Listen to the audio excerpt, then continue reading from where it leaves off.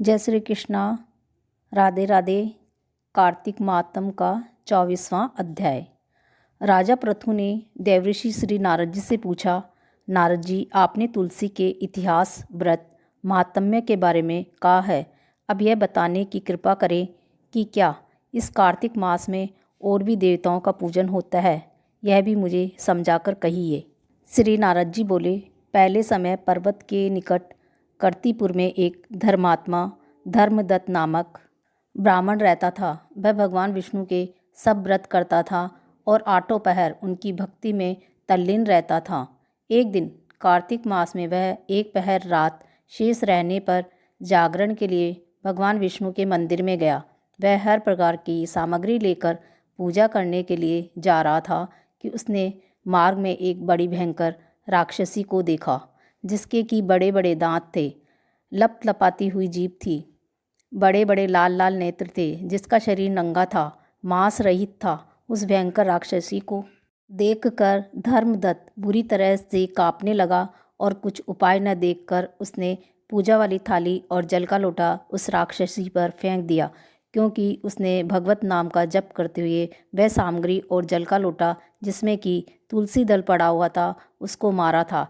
इससे उसके जन्म जन्मांतर के पाप नष्ट हो गए और उसे अपना पूर्व जन्म स्मरण हो आया। वह हाथ जोड़कर धर्मदत्त के चरणों में गिर पड़ी और उसने कहा, हे विप्र, मैं पूर्व जन्म के कर्मों के फल से इस अवस्था को प्राप्त हुई हूँ। नारद जी ने कहा, हे राजन, उसको इस प्रकार प्रणाम करते देखकर अति विस्मित होकर धर्मदत्त ने पूछा, तेरी यह अवस्था किस कर्म के फल से हुई है? तू पूर्व जन्म में कहाँ रहती थी और तेरा कैसा चरित्र था? यह सब कुछ तू मुझे बता। उस राक्षसी ने, जिसका नाम कलहा था, उसने कहा, हे ब्राह्मण, सौराष्ट्र में भिक्षुक नामक एक ब्राह्मण रहता था। मैं उसकी पत्नी थी। मेरा स्वभाव बड़ा ही निष्ठुर था। मैंने अपने पति का कभी भला न चाहा, न कभी उसे अच्छा भोजन और मिठाई खाने को दी। मैं प्रतिदिन उससे लड़ती झगड़ती रहती थी। मुझे इस प्रकार की लड़ाका देखकर तथा नित्य प्रति की कलह से तंग आकर मेरे पति ने दूसरा विवाह करने का निश्चय किया। यह सुनकर कि मेरा पति दूसरा विवाह कर रहा है, मैंने उसके दूसरे विवाह करने से पहले ही विष खाकर आत्महत्या कर ली।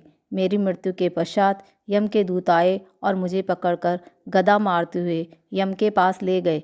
यमराज ने मुझे देखकर चित्रगुप्त से पूछा, हे चित्रगुप्त, इसने क्या कर्म किया है? जो भी कर्म इसने किए हैं, अब इसको उनका फल भोगना होगा। चित्रगुप्त ने यमराज से कहा, इसने अपने जीवन में कोई भी अच्छा काम नहीं किया है। यह सदा अपने पति को खराब भोजन देकर आप सदा अच्छा भोजन खाती रही है, इसलिए यह अब विष्ठा खाने वाली होगी। इसको अब सूकरी का जन्म दिया जाए। चूँकि यह अकेली ही पाक के बर्तन में भोजन करती थी, इसलिए यह अपने बच्चों को खाने वाली बिल्ली हो। इसने चूँकि अपने पति पर क्रोध करके आत्मघात किया है, इसलिए ये प्रेत योनि में जाएगी। अब आप इसे अपने दूतों द्वारा मरुस्थान में भेज दीजिए। वहाँ पर वह बहुत दिनों तक प्रेत योनि में रहकर फिर यह पापिन अपनी तीनों योनियों को भोगे।